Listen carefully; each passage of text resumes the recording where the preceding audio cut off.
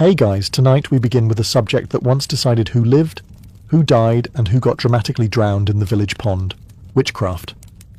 So before you get comfortable, take a moment to like the video and subscribe, but only if you genuinely enjoy what I do here. And let me know in the comments where you're tuning in from and what time it is for you. It's always fascinating to see who's joining us from around the world. Now dim the lights, maybe turn on a fan for that soft background hum, and let's ease into tonight's journey together.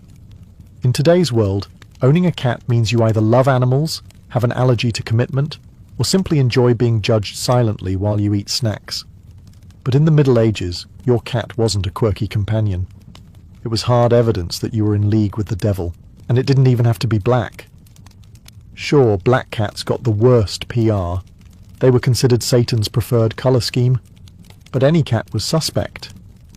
Cats, you see, were thought to be familiars, magical animal assistants gifted to witches by dark forces.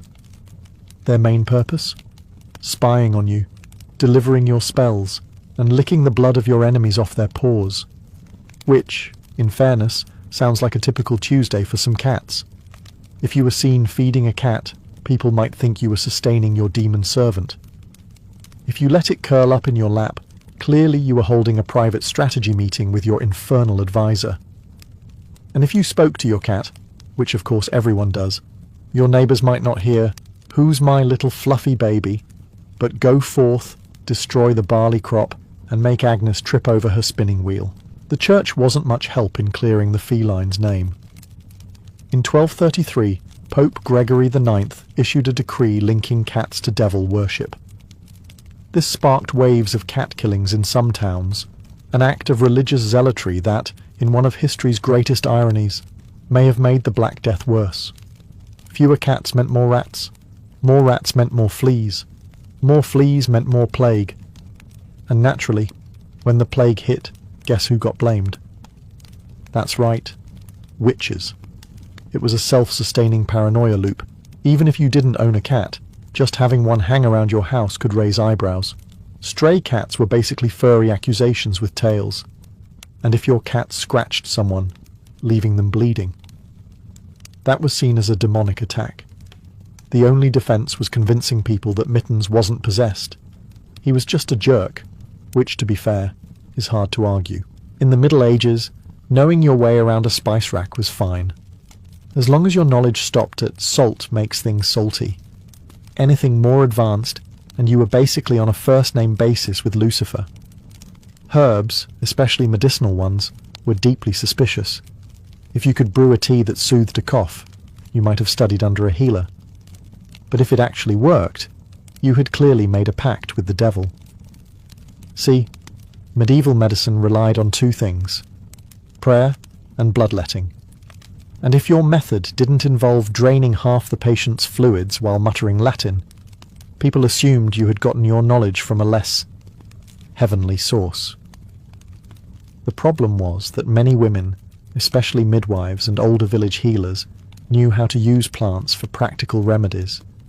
They could make salves for wounds, tinctures for fevers, and poultices for infections. To the average villager, this was impressive. To the local priest, this was suspiciously effective magic.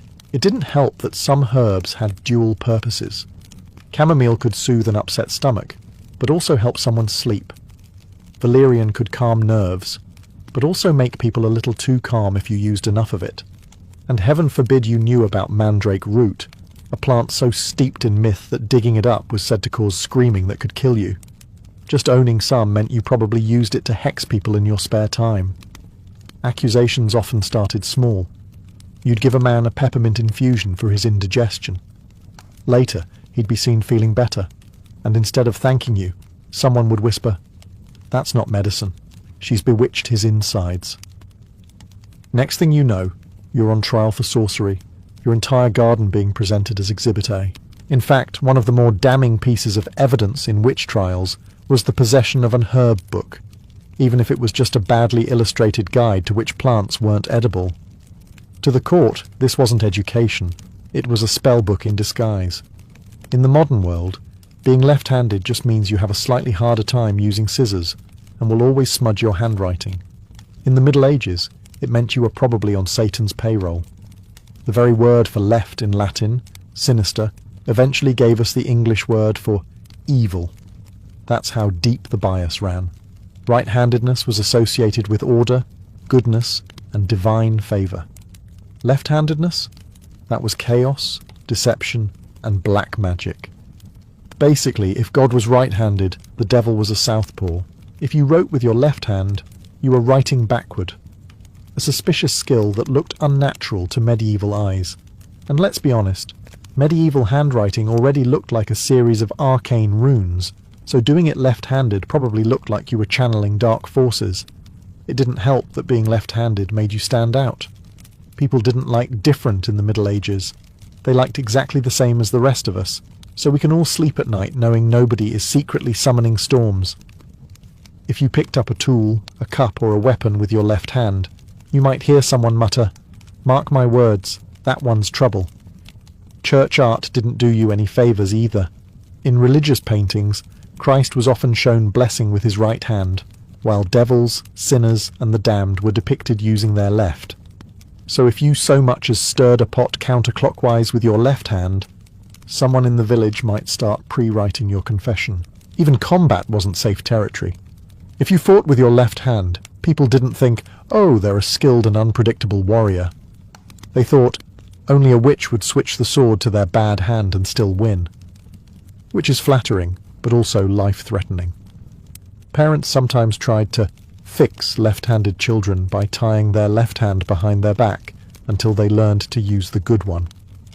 And if that didn't work, well, there was always the whispering and side-eye at church. Today, talking to yourself just means you're either working through a problem, practicing a conversation, or realizing too late that people can hear you through your earbuds. In the Middle Ages, it meant you were casting a spell, probably on the person who overheard you. Self-talk in a medieval village wasn't a harmless habit. If you muttered while walking, people assumed you were whispering incantations to unseen spirits. If you did it near someone's house, well, congratulations. You just cursed their entire family and their goats. It didn't help that life back then was really quiet. No traffic noise, no TVs, no podcasts to mask your mumbling. If you whispered to yourself while feeding chickens, someone across the lane could hear every syllable and probably mishear it. "Please lay eggs" became "release the plague." Superstition thrived on coincidence. Say you're walking home, muttering about how you wish the wind would stop rattling your shutters. That night, the wind dies down. The next morning, you wake up to a knock on your door. It's the local priest, here to ask why you're controlling the weather without permission. Even prayer could backfire. Whispering a personal prayer outside of church? Dangerous. Unless it was supervised Latin in front of a priest, your words were assumed to be suspicious. Private devotion looked a lot like private spell work. Talking to animals was even worse. Sure, you might just be telling your cow she's a good girl, but to the average medieval gossip, you were commanding your demonic familiar to do your bidding. And cats? Don't even get me started. You could be discussing dinner plans and someone would insist you were instructing your feline to hex the miller's wife. People didn't need much to confirm their suspicions. If they already thought you were odd, your habit of muttering while sewing, gardening or brewing ale was all the evidence they required.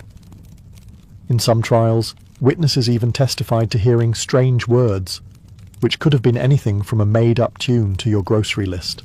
In the Middle Ages, your social life was less about personality and more about avoiding the executioner's list. Too many friends? You were obviously bewitching people into liking you. Too few friends? You were obviously cursing anyone who came near you. It was a flawless system, if the goal was to make everyone paranoid. If you were unusually popular, people assumed it wasn't because you were charming, funny, or had the good bread recipe.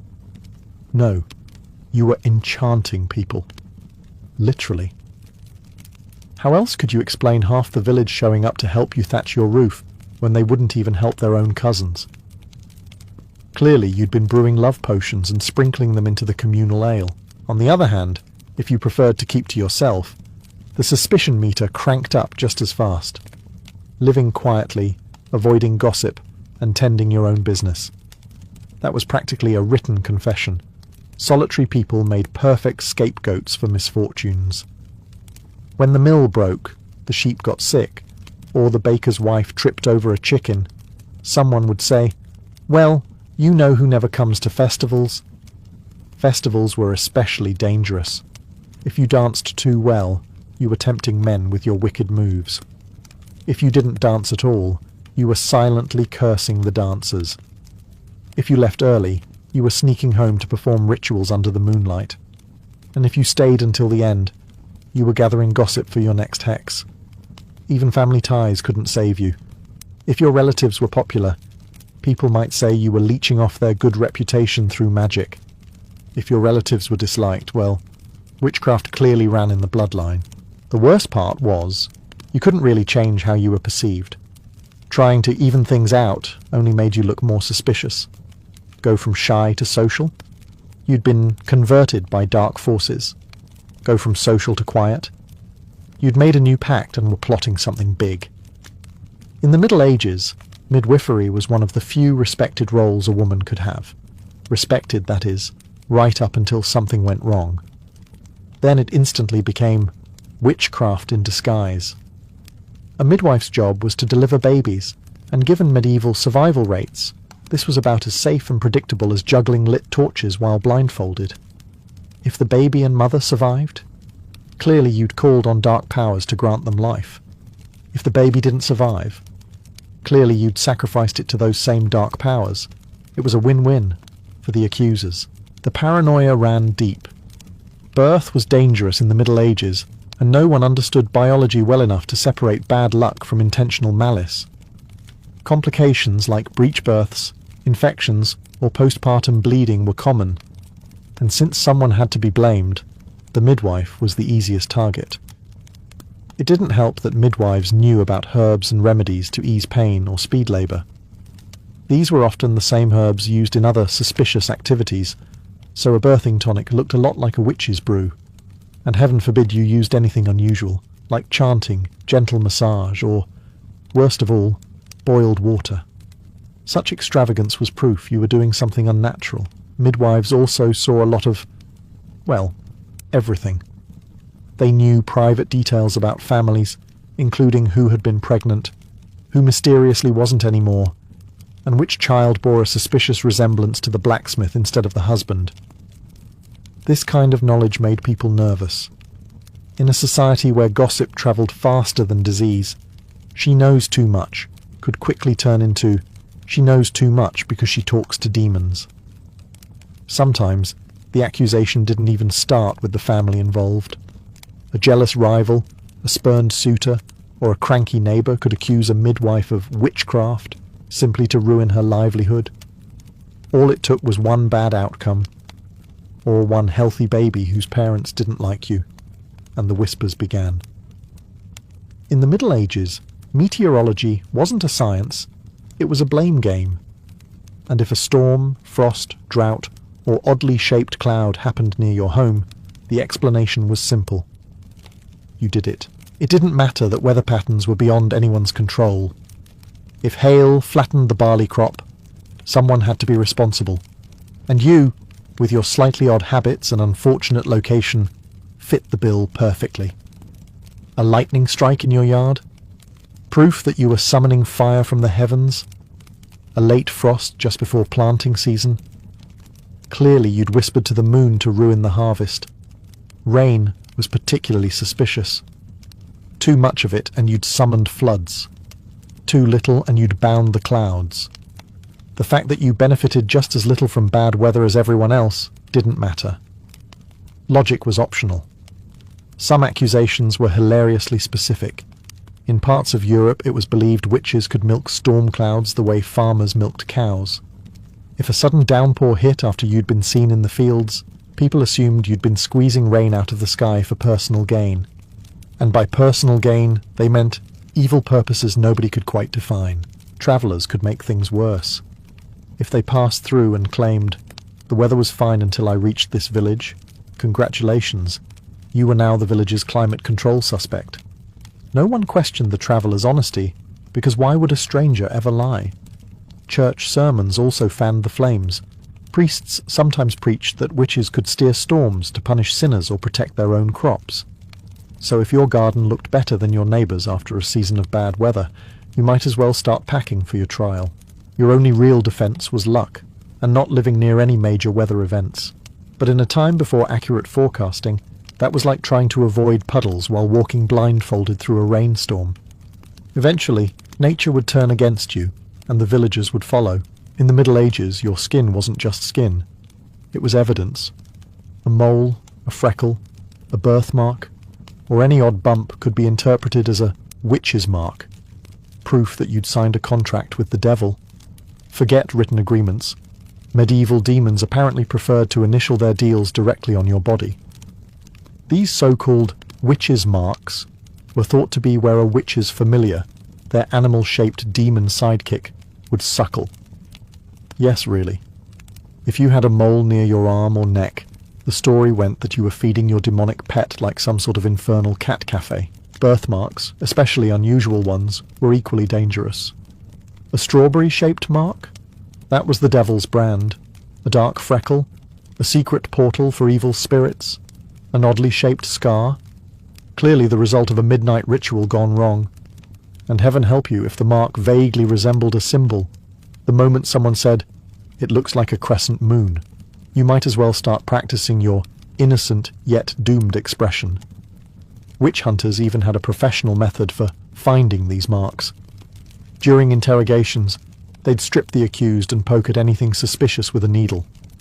If the spot didn't bleed or hurt, that was proof it was unnatural. Of course, nerves vary on the skin, so sometimes you just didn't feel the poke, and congratulations, you were now guilty. It wasn't just about where the mark was. It was about whether you could explain it. If you said you'd been born with it, people assumed you were born a witch. If you claimed it appeared later in life, clearly it had shown up after your pact with dark forces. Either way, your argument didn't stand much of a chance against mob logic. Some unlucky souls were even accused because of perfectly normal beauty marks. What might get you a modelling contract today would have gotten you a front row seat at your own execution back then. The irony? Those same marks were sometimes considered lucky in other cultures, but medieval Europe wasn't exactly known for embracing alternative viewpoints. In the Middle Ages, medicine was basically a coin toss, except the coin was weighted heavily toward death. Recovery was slow, painful, and often more dangerous than the original illness. So if you healed someone quickly, you clearly weren't following the approved medieval medical procedure. Bleed them, pray over them, and hope they didn't die of an infection from the leeches. The logic went like this. Illness came from God, either as a test or a punishment. Therefore, curing someone too swiftly was interfering with divine will. If you managed to fix a fever overnight, that wasn't a blessing. It was sorcery. This put healers in a bind. If they worked slowly and patients suffered, they were just doing their job. But if they worked too efficiently, they were meddling in unnatural ways. It was the medieval version of no good deed goes unpunished. Herbalists were especially at risk. A tea made from willow bark could bring down a fever in hours. And since no one understood it contained a natural painkiller, basically medieval aspirin, people assumed the only explanation was magic. And not the fun, sparkly kind, the kind that came with pitchforks and torches. Even pure coincidence could doom you.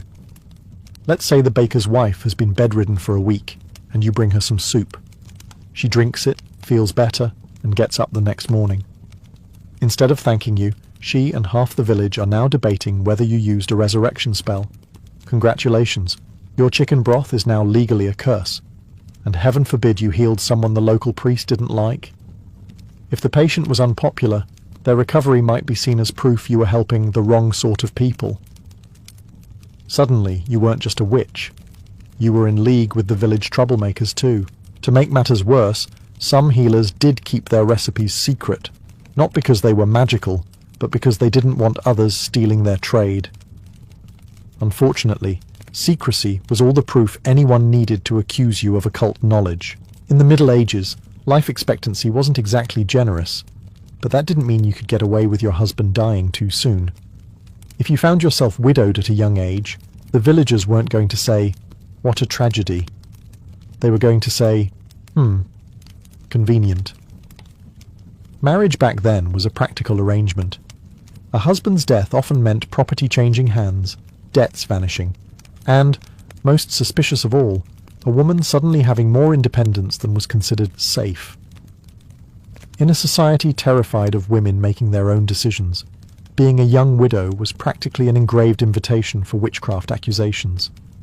If your husband had been ill for months, it was suspicious. You'd let the sickness linger so you could inherit his land. If he died suddenly, that was even worse. Clearly you'd poisoned his ale or whispered him into the grave with some bedtime hex. And of course, the condition of your late husband's soul was also up for debate. If he died peacefully, you'd lulled him into the afterlife with your dark charms.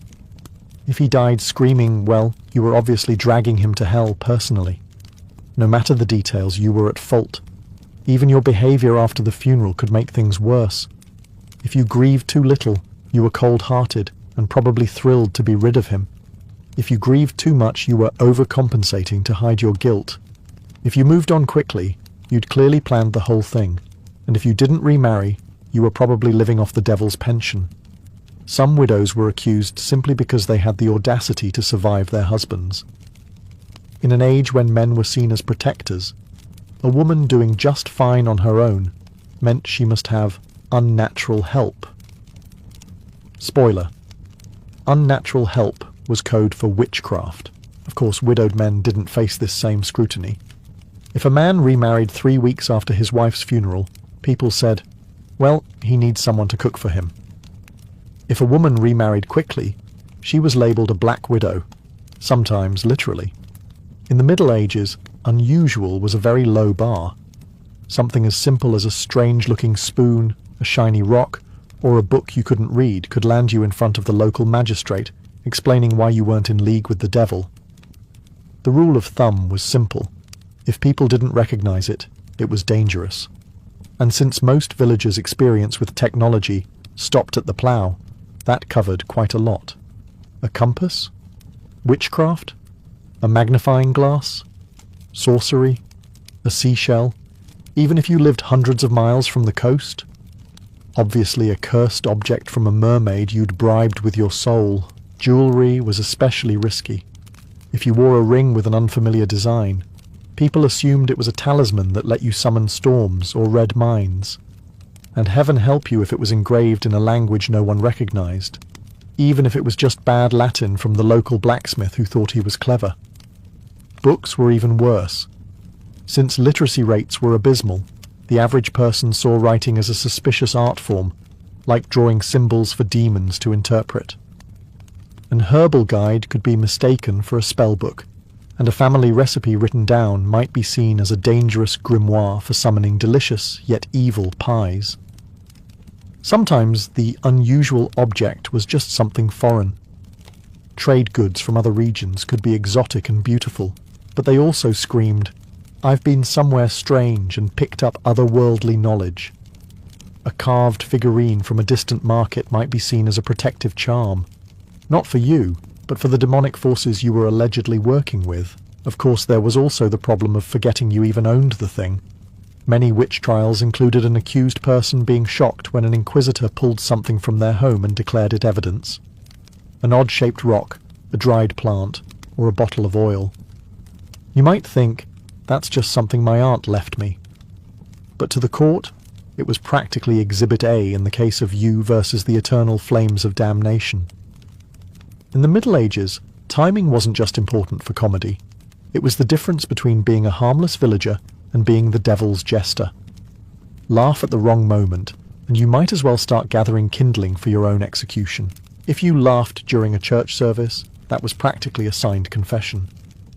The devil, they said, was whispering jokes in your ear to distract the faithful. Never mind that the priest had just mispronounced something in Latin so badly it sounded like he was blessing a goat. Your smirk was now solid evidence of demonic possession. Funerals were another minefield. People expected solemn grief, but if you happened to smile or chuckle, maybe because a pallbearer tripped, or because you remembered something funny the deceased once said. The village gossip chain instantly shifted into overdrive. "She's not sad," they'd say. "She's pleased, because she caused it." Even harmless moments could turn dangerous. Imagine the miller is telling a boring story about his grain shipments, and you zone out, thinking about something else entirely. You suddenly laugh at your private thought, and now everyone assumes you're sharing an inside joke with your invisible demonic familiar. Sometimes the suspicion wasn't even about what you laughed at, but when you didn't laugh. If the lord of the manor told a joke and you didn't force out a chuckle, people wondered if you were silently cursing him. So either you laughed too much, too little, or in the wrong tone, all of which could apparently be classified as witchcraft. And heaven forbid your laugh itself sounded strange. A loud cackle, a snort, or an unusually high-pitched giggle was an open invitation for accusations. Villagers believed witches had unnatural laughter. Never mind that the local ale could make anyone sound like a lunatic after a few mugs. The irony? In a time when life was short, brutal, and full of plague, laughter should have been considered a rare blessing. Instead, it was treated like contraband, something you had to ration out carefully, lest it be used as evidence in your trial. In the Middle Ages, living alone wasn't seen as peaceful solitude. It was suspicious isolation. If you weren't part of a household, you clearly had something to hide. And according to popular opinion, that something was probably a cauldron and a pact with Satan. For starters, people didn't really choose to live alone back then. Extended families crammed into cottages, apprentices bunked with masters, and widows usually moved in with relatives. Privacy was basically a luxury no one asked for, except, apparently, witches. So, if you were the one person who preferred your own company, you weren't just independent. You were planning dark rituals without witnesses. Your living situation became even more suspicious if your home was on the edge of the village or in the woods. That wasn't a quiet spot with a nice view. That was a secret lair where you consort with forest spirits and possibly eat children. Never mind that the main reason you lived there was probably because rent was cheaper and the neighbours didn't steal your firewood. And let's be honest, isolation had some practical appeal. You didn't have to deal with gossip, unwanted guests, or someone borrowing your only good cooking pot. But in medieval logic, wanting to avoid other people wasn't a sign of introversion. It was a sign you were plotting the downfall of Christendom, one cursed loaf of bread at a time. Even your daily habits would be scrutinized. Did smoke rise from your chimney at odd hours? Brewing potions? Did you keep your windows shuttered? Hiding demonic rites? Did you light a candle late at night? Communicating with spirits? Because no one in the Middle Ages ever needed light for something mundane like mending socks. It didn't help that most people associated hermits with strange religious zealots or mysterious healers, both groups hovering in that grey area between holy and heresy. So living alone placed you dangerously close to both categories, and one angry neighbour could push you straight into burnable offence territory. In the Middle Ages, making a prediction, any prediction, was like walking into a tavern, announcing you had plague, and expecting people to buy you a drink. It just wasn't going to end well. You didn't have to predict something dramatic like the king's assassination, or the end of the world. No, the bar was much lower. Guess that it might rain tomorrow? Witch. Say you think the harvest will be bad this year? Witch. Casually mention that old Thomas should probably fix his roof before winter. Congratulations, you just hexed his house. The problem was that people remembered when you were right, but conveniently forgot the dozen times you were wrong. If you said there'd be a storm and a week later lightning hit the church steeple, it didn't matter that you were just commenting on the weird clouds. Clearly, you had bent the weather to your will. Even completely obvious predictions could get you in trouble. Anyone with eyes could see the sky darkening and smell rain on the wind, but if you mentioned it aloud before it started, you'd be accused of summoning it.